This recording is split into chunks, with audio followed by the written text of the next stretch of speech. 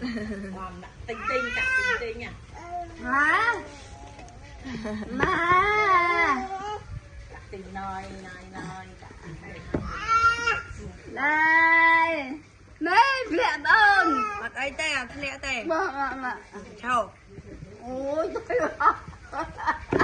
Ôi trời ơi chị ăn. Chị ăn ơi. Thế lại là chị ăn đây. Một. Mình về đã Đây tuột ngọc đấy. Anh đã bông vì dạ là. Anh địa bong. Này hả? Ơi chui mơ chị lẹ cổng kia lục ơi. Anh trời.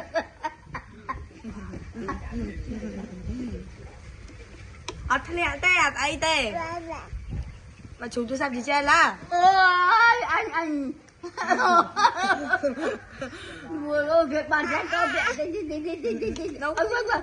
Nào không ăn mà. Tình nha, tình nha. Tình nha,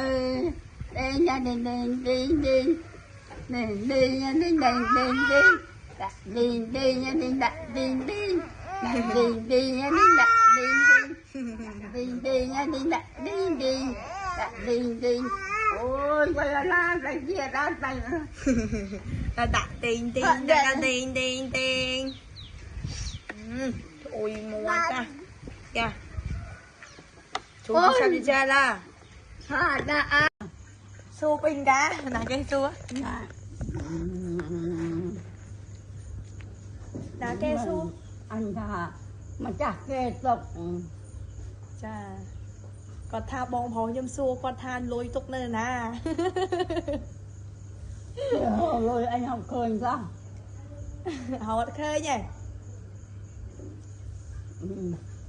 đành mạch rồi chà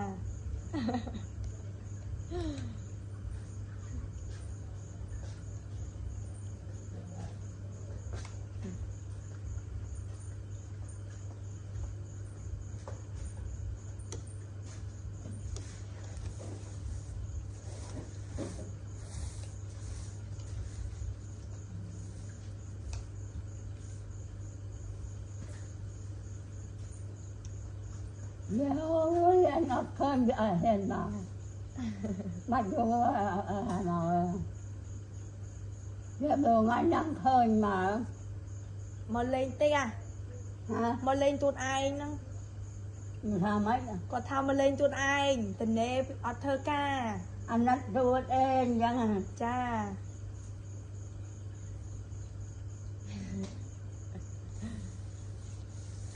anh hoạt hà mạch đó là nghiêm cha